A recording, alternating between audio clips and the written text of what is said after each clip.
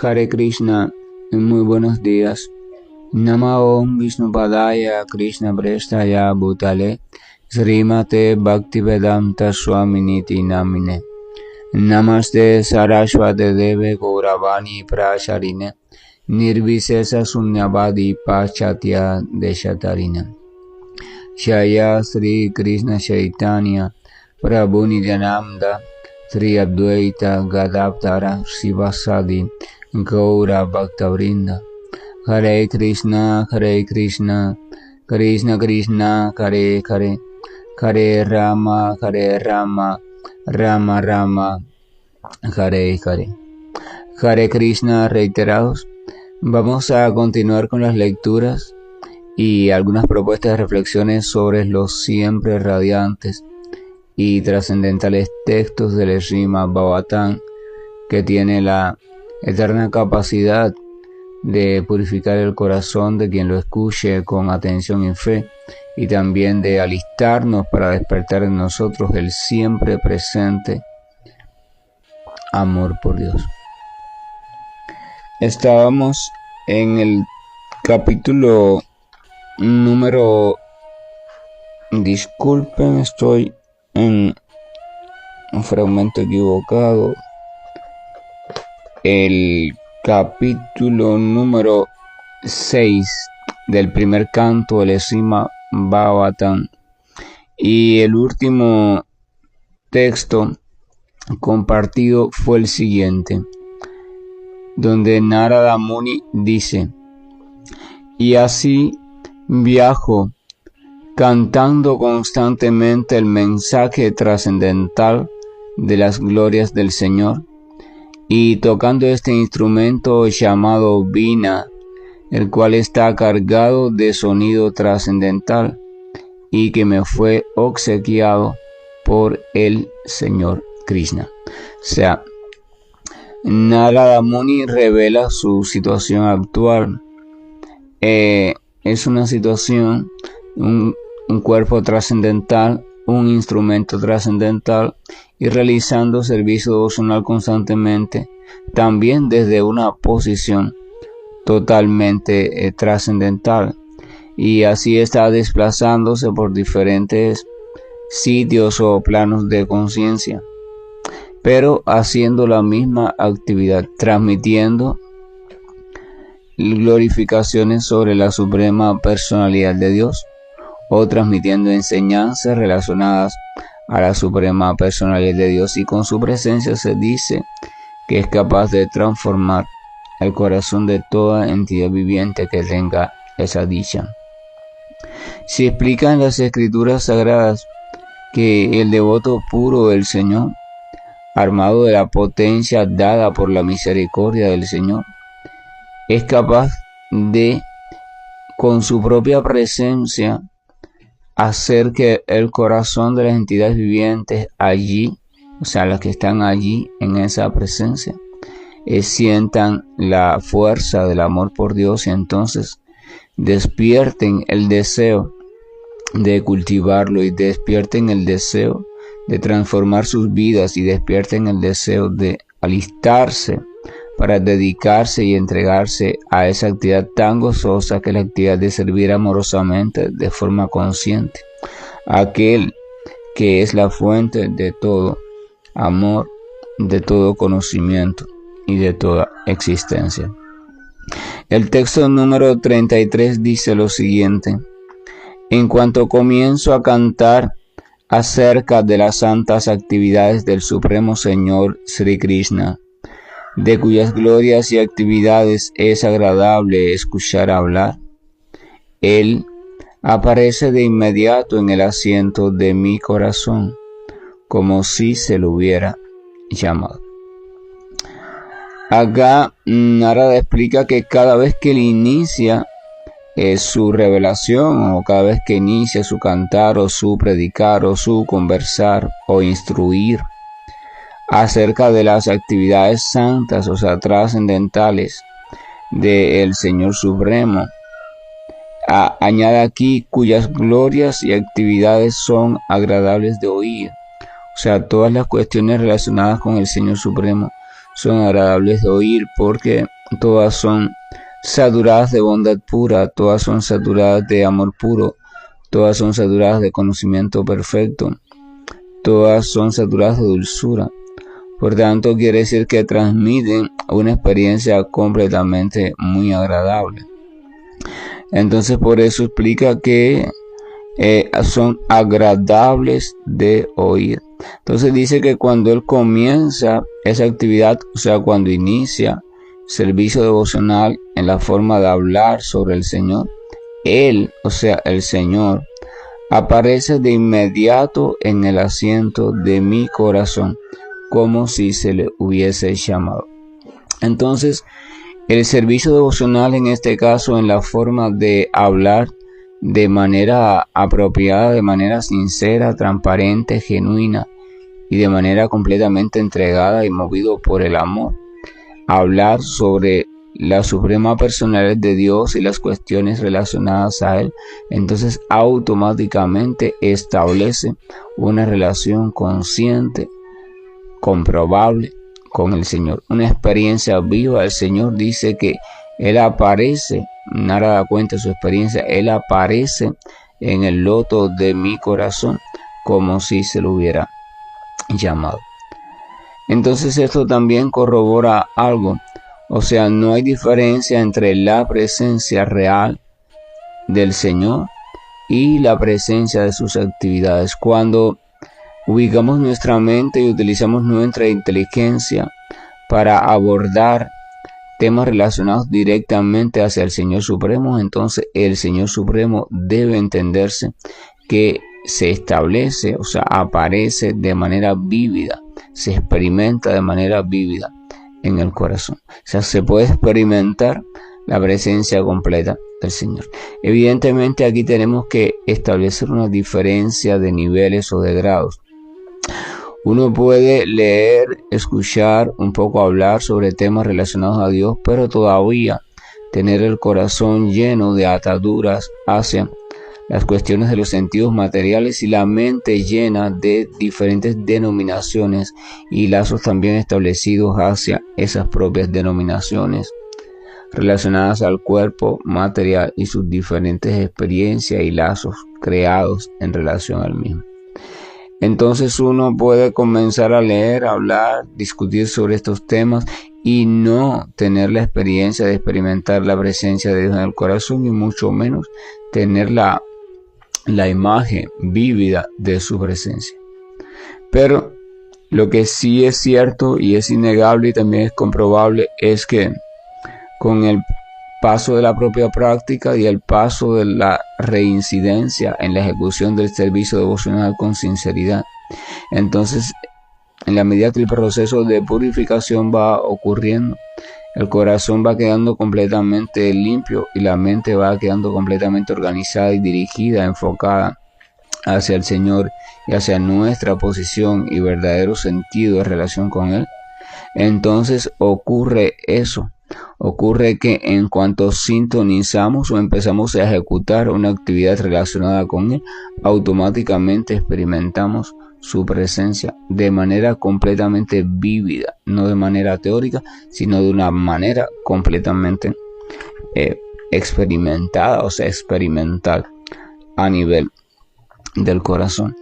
Entonces eso es también muy significativo, porque eso es lo que permite que el devoto puro del Señor pueda glorificar y glorificar, narrar y hablar del Señor minutos, horas, días, semanas, sin experimentar aparente cansancio, sin experimentar monotonía, sin experimentar falta de creatividad o de información, porque él está degustando directamente de la presencia del Señor en su corazón, y es esa presencia entonces quien estimula, quien le motiva, quien, ¿cómo se dice?, quien le abastece de todo aquello que tiene que decir.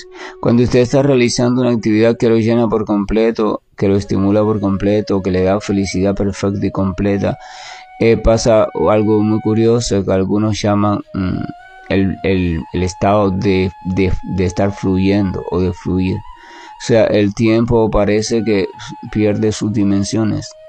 El cuerpo parece el cuerpo material que ya no está y las circunstancias opuestas u obstáculos tampoco están. Entonces usted simplemente está en la actividad a plenitud. Usted solamente está consciente de lo que está haciendo, y en este caso es consciente de estar en relación con el Señor y con su dulzura. Y entonces simplemente usted lo realiza y lo realiza y lo realiza, y cuando viene a ver, wow, mira cuántas horas pasaron, cuánto tiempo pasó. Vamos a recordar Maharaj Parishi, el gran rey devoto, estaba sentado a la orilla del río esperando su muerte, que ocurriría en 7 días, y entonces allí llegó Suka Deva Goswami y narró el Srimad Bhagavatam día y noche. Y Parishi escuchó día y noche y le preguntó día y noche. Y no hubo cansancio, no hubo alimento, no hubo nada. Era todo desde el punto de vista espiritual. Había energía espiritual, había alimento espiritual, había todo espiritual. O sea, no había eso de que vamos a descansar un rato y después continuamos. Entonces, el texto número 34 dice: mi experiencia personal me dice que aquellos que siempre están llenos de preocupaciones y ansiedades por desear que los sentidos se pongan en contacto con sus objetos, pueden cruzar el océano de la nesencia en un bote de lo más idóneo. Ese bote es el canto constante acerca de las actividades trascendentales de la personalidad de Dios. Narada comienza este texto con una afirmación importante. Dice: mi experiencia personal me dice. Él no dice simplemente yo leí, o mi maestro me dijo, o los brahmanas sabios me dijeron. No, habla de la experiencia personal. Habla de ya lo vivido, no solo lo que aprendió con los brahmanas sabios, sino lo que él mismo ha experimentado en base a ese aprendizaje. Dice: mi experiencia personal me dice que aquellos que siempre están llenos de preocupaciones y ansiedades por desear que los sentidos se pongan en contacto con sus objetos. Existencia material o mundo material significa que nos hemos identificado con el cuerpo material, por tanto, toda experiencia que podamos vivir proviene del cuerpo material, y el cuerpo material tiene 5 canales por donde recibir lo que llamamos experiencia, y 5 canales por donde también crear algún tipo de experiencia, o sea, algún tipo de acción o de comportamiento. Los 5 sentidos de obtención de información y los 5 sentidos para la acción. Ahora, esos 5 sentidos de recepción de la información tienen 5 elementos que lo estimulan, o 5 categorías de elementos que lo estimulan por separado. El sentido del oído tiene al sonido, que es lo que lo estimula. El olor no estimula el oído. El gusto no estimula el oído. El tacto no estimula el oído, ¿verdad? Entonces la visión, la luz, no estimula el oído. Por tanto, se llama objeto del oído, o objeto de ese sentido, al sonido. Porque el sonido es aquello, el elemento que activa o estimula a ese sentido. El olfato tiene al olor, al aroma, como su objeto de los sentidos, porque es el elemento específico que lo estimula. Un sonido no estimula el olfato, ¿verdad? Así pasa el tacto. Tiene a las cualidades táctiles como objeto de los sentidos, porque son ellas específicamente las que lo estimulan. El gusto, el sentido del gusto, tiene al sabor o a los sabores como, o sea, el propio gusto como objeto de los sentidos, y así. Por tanto, cuando uno se identifica únicamente con el cuerpo material y con el concepto material de la vida, uno busca toda su experiencia, incluyendo por supuesto la más buscada, que es la experiencia de placer, tratando de dar a sus sentidos una experiencia placentera. Pero los sentidos materiales solo se estimulan con elementos materiales, y cada uno con un elemento o un tipo de elemento en específico. Entonces uno trata de poner en contacto a su oído con un sonido que le sea agradable, poner en contacto su lengua con un gusto o una variedad de gustos que le sea agradable, poner en contacto su visión con unos ciertos objetos o imágenes que le sean agradables, poner en contacto su tacto con sensaciones táctiles que le sean agradables, ¿verdad? Poner en contacto su olfato con olores que le sean agradables. Pero como este mundo está lleno también de aspectos muy desagradables, entonces aparece la ansiedad. Porque la ansiedad implica varias cosas. Primero, implica el tratar de liberarte de aquello que no te es agradable, de aquello que resulta perturbador. Ya eso implica ansiedad. Y otro tipo de ansiedad es aquella que genera el tratar de obtener aquello que te es agradable. Entonces, vida material significa, tanto de un sentido como del otro, estar expuesto a la perturbación y a la ansiedad. Y esa perturbación o ansiedad se refiere al hecho de estar intentando constantemente poner en relación al sentido específico con un objeto específico que le sea agradable para tener una experiencia de lo que se llama felicidad en el mundo material. Pero al mismo tiempo estar preocupados por alejar a los sentidos de algún tipo de objeto de los sentidos que les reporte una experiencia desagradable, o sea, sufrimiento. Entonces, en ambos casos, ya sea que se está haciendo una actividad o se está haciendo la otra, la ansiedad siempre va a estar allí latente y por tanto la perturbación. Entonces, vida material, desde el enfoque eminentemente materialista o de identificación solamente con el cuerpo, implica necesariamente perturbación, ansiedad, estrés. No puede haber paz perfecta, paz completa, y por tanto tampoco puede haber, por supuesto, gozo y menos aún sensación de plenitud. Entonces continúa diciendo, dice, mi experiencia personal me dice que aquellos que siempre, la palabra siempre es significativa, siempre están llenos de preocupaciones y ansiedades por desear que los sentidos se pongan en contacto con sus objetos, o sea, eso se llama lujuria. Dice que esas personas, todos nosotros, pueden cruzar el océano de la nesencia. ¿Por qué el océano de la nesencia? Porque el centrar la vida simplemente en eso, en centrar la vida simplemente en tratar de dar placer a los sentidos materiales y de eliminar toda causa de sufrimiento para los sentidos materiales, se debe simplemente a la ignorancia. O sea, se comprende eso como una vida de ignorancia, porque cuando uno se identifica únicamente con aquello que no es, o sea, en este caso con el cuerpo material, que no es más que una suma de elementos materiales movidos y organizados de una manera tal que parece que están vivos pero no están vivos. Entonces, cuando uno se identifica con eso y cree que eso es uno, y basa en eso su felicidad, y basa en eso sus planes, y basa en eso sus proyectos, y basa en eso sus conclusiones, su conocimiento, su inteligencia, todo lo basa en ello, se dice entonces que uno está en un estado de nesencia o de ignorancia muy grande. Esta ignorancia se refiere a que uno ignora o desconoce o no tiene la menor idea de su verdadera identidad, o sea, de la identidad espiritual. Hay 5 capas de ignorancia que cubren a la entidad viviente.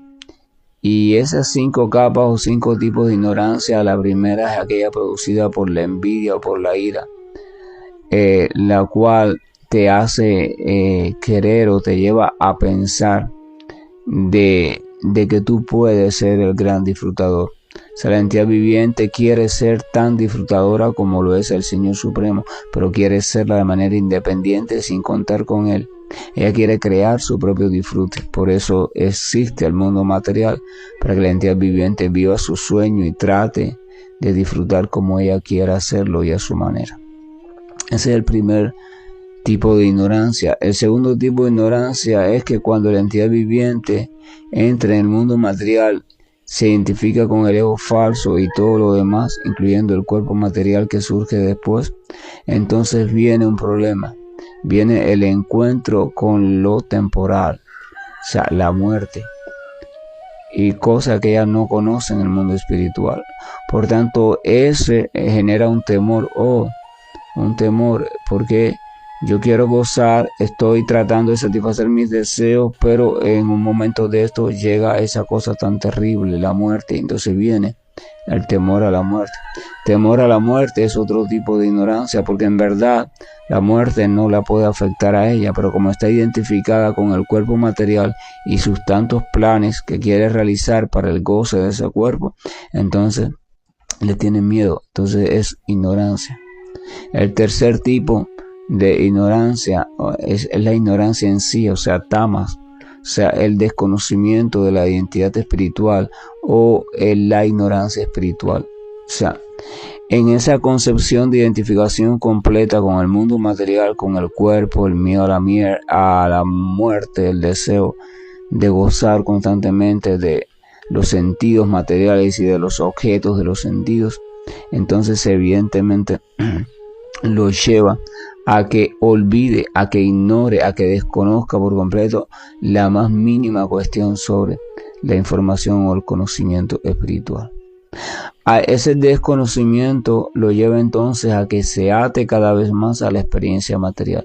Eso lo lleva al cuarto tipo de ignorancia. El cuarto tipo de ignorancia es la ignorancia que se produce si llega a la conclusión de que quiere gozar, pero llega a la conclusión de que el gozo es temporal porque la vida se interrumpe por la muerte. Y si no tiene ninguna información espiritual que le ayude a salir de ese enredo, entonces ¿qué va a hacer?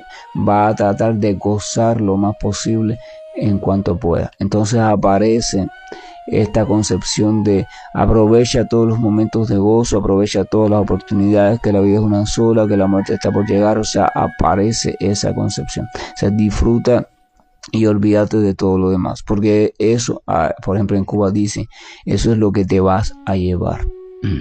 No sé para dónde, pero bueno, dice, eso es lo que te vas a llevar. Entonces ese es el cuarto tipo de ignorancia, que la hunde todavía más. Pero cuando empieza a guiarse por esa concepción y por esa filosofía de vida, sin tener en cuenta restricciones, sin tener en cuenta deberes, sin tener en cuenta absolutamente nada, ni siquiera valores elementales de comportamiento humano, y se da simplemente al gozo, entonces aumenta su apego por ese tipo de experiencia material. Por tanto, aumenta su ignorancia. Pero cuando ese apego sea lo suficientemente fuerte, se convierte en lujuria. Entonces esa lujuria se convierte en locura. Llega un momento entonces que cae en el quinto tipo de ignorancia. Ese quinto tipo de ignorancia es la locura generada del propio deseo creciente y desmedido de goce material, o de poner en contacto, como dice Narada en este texto, a los sentidos materiales con los objetos de los sentidos. Entonces esos 5 tipos de ignorancia, de hecho, en el canto número 3 del propio Srimad Bhagavatam, cuando Maitreya le está contando a Vidura diferentes historias, una de ellas es la historia de cuando Brahma aparece. Entonces se dice que Brahma genera estos 5 tipos de ignorancia, pero al generarlos se sintió insatisfecho con ellas, y entonces simplemente dice que abandonó ese cuerpo de ignorancia. O sea, Brahma abandonó ese cuerpo de ignorancia. El cuerpo de Brahma es un cuerpo mental, por tanto es material pero sutil.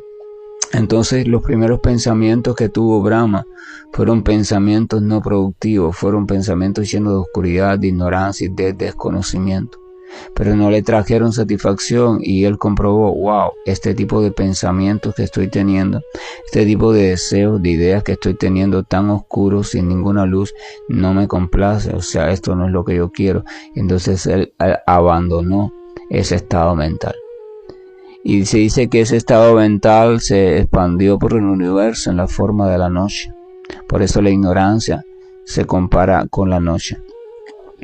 Y entonces se dice que ciertas entidades vivientes muy ignorantes y muy oscuras Entonces dice que al ver ese cuerpo les resultó muy atractivo y fueron y se apoderaron de él. ¿Verdad? A cada cual le resulta atractivo aquello que tiene que ver con las cualidades de cada cual. Entonces una entidad viviente que esté sumergida en la ignorancia total se siente atraída por aquello que es también una manifestación de la ignorancia total. Y entonces se sintieron atraídas y fueron a apoderarse de ese cuerpo. Entonces vive así en completa ignorancia. Entonces Narada recalca esa idea al decir lo siguiente. O sea, cuando dice aquellos que siempre están llenos de preocupación, ansiedades, por desear que los sentidos se pongan en contacto con sus objetos. O sea, ya la quinta etapa o el quinto tipo de ignorancia que les comenté anteriormente, donde viene la locura, ya la ignorancia te vuelve loco.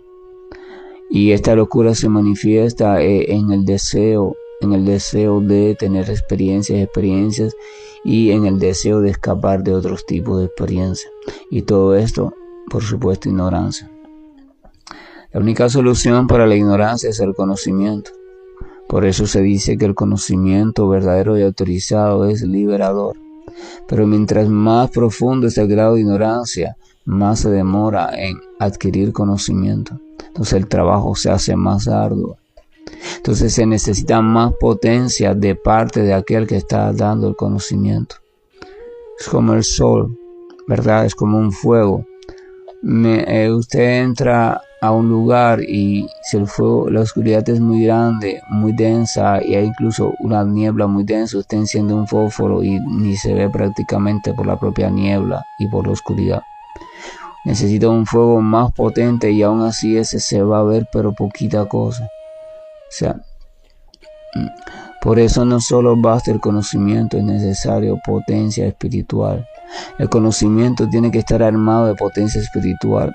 A veces una persona está llevando un estilo de vida muy sumergido en la oscuridad, por ejemplo, debido a esto mismo. Y entonces vemos que muchas personas hacen intentos de ayudarle para que salga de eso. Por ejemplo, la droga, el alcohol, y estoy hablando de niveles bien hundidos. Y vemos que las personas se frustran porque aparentemente este sujeto no escucha a nadie y parece que no escuchara, pero él sí escucha. Lo que pasa es que no puede salir del estado en el que está por sí solo. Está tan atado, está tan hundido en la oscuridad, entiende que no hay prácticamente conciencia del estado tan deplorable en el que está. Entonces las personas le hablan sobre diferentes argumentos. Mira, tu salud se está destruyendo, tu familia se está destruyendo, pero a ellos no, eso no los moviliza, eso no es suficiente para ayudarlos o para darle un impulso lo suficientemente fuerte para sacarlos de allí, aunque sea por un momento. Porque no basta los argumentos mentales, no basta el tratar de revelarles un tipo de conocimiento dado. Hay que tener una potencia determinada, que esa potencia sea capaz de estimular aquello que está debajo de toda su ignorancia. O sea, su corazón, su alma, estimularlo, encenderlo.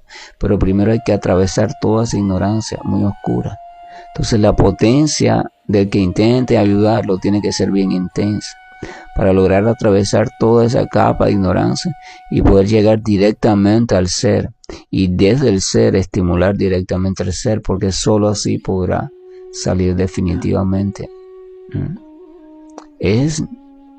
Son cuestiones que debemos tener en cuenta. Entonces de ahí se viene el detalle que volvemos al mismo punto. La mejor forma que hay de ayudar a la humanidad desde el punto de vista de la oscura ignorancia en la cual nos encontramos es a través de la intervención de la potencia espiritual y por tanto la intervención de aquellos que están al servicio puro del Señor, o sea, los devotos puros.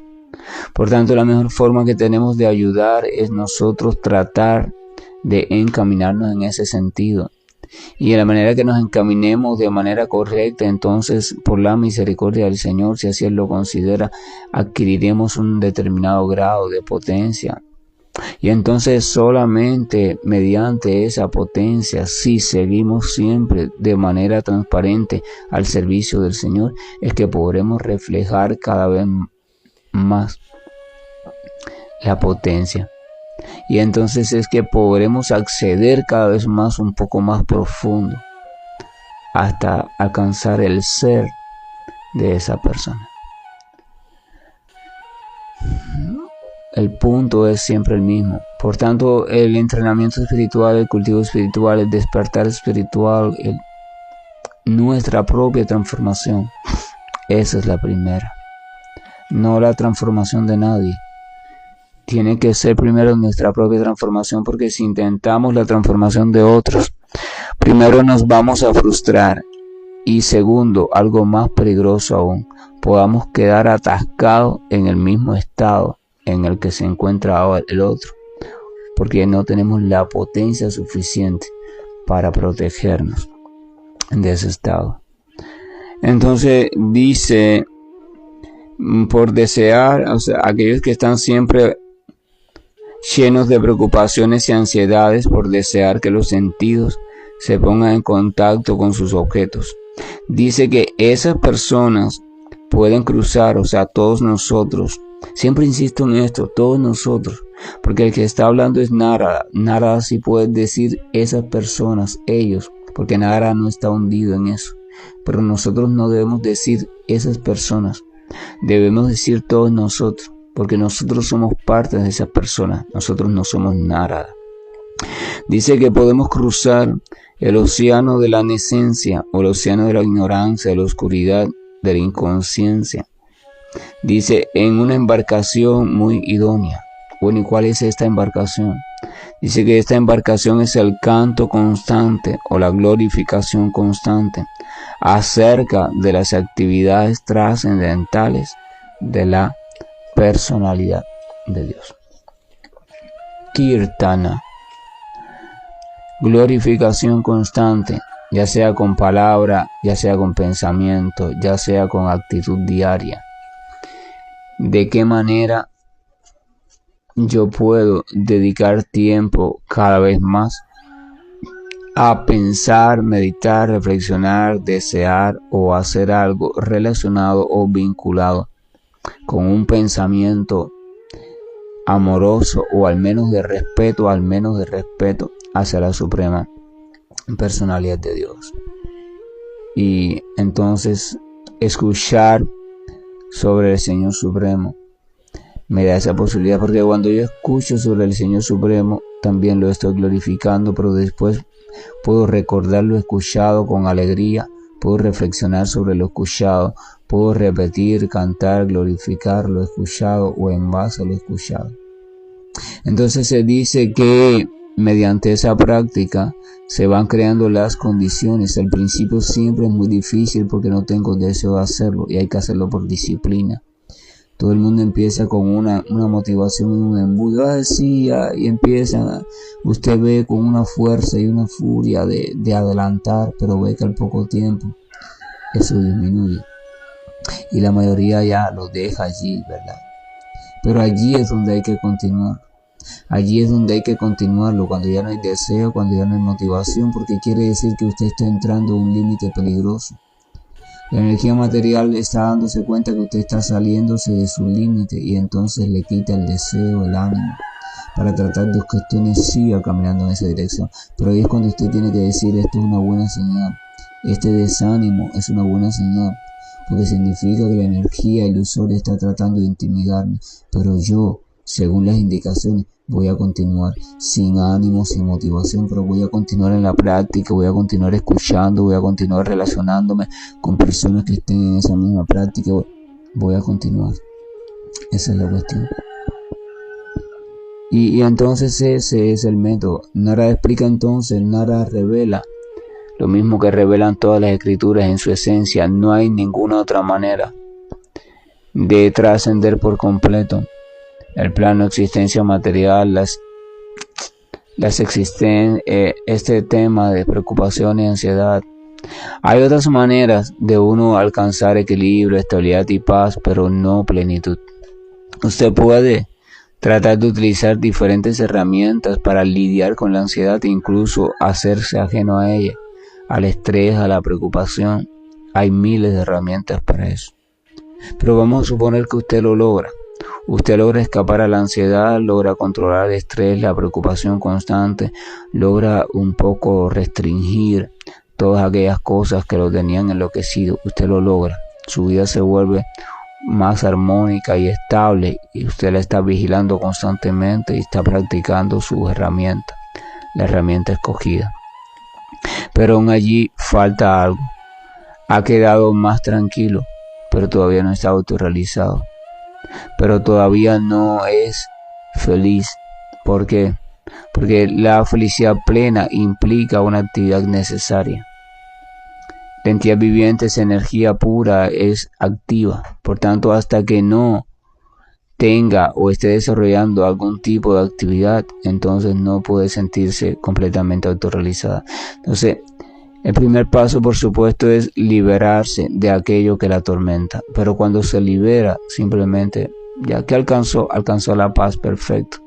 Pero ¿qué va a hacer con esa paz? Necesita más tarde o más temprano volver a algún tipo de actividad. Entonces, si no conoce o si no tiene la oportunidad de conocer lo que es la actividad espiritual y su existencia y participar de ella, inevitablemente va a tener que volver de una forma u otra a la actividad material. Pero entonces, claro, vuelve con otro tipo de pensamiento, de sentimiento. Entonces se dedica a proyectos altruistas, humanitarios, atención a esto, a los pobres, a los enfermos. Perfecto. Pero eso es dentro del mundo material y va a volver a lidiar desde el enfoque material de la vida. De manera diferente y muy admirable, pero todavía con ataduras entonces. Pero el devoto tiene una ventaja. El devoto comprende, cree primero y después comprende que hay una variedad espiritual, que hay algo que se llama actividad espiritual, que hay una morada, que hay un sitio y entonces él puede prepararse para continuar hacia allí. Por tanto, no solo se trata de alcanzar la libertad o la paz, sino de continuar hacia una nueva vida o un nuevo estado donde él pueda a plenitud desarrollar su potencia activa, pero de un modo que no lo ate, o sea, de un modo que lejos de atarlo le produzca un gozo pleno en relación con el Señor. Y entonces la actividad de glorificar al Señor, escuchar, pensar, meditar sobre Él, etcétera, etcétera, o sea, servicio devocional previo, le ayuda a eso.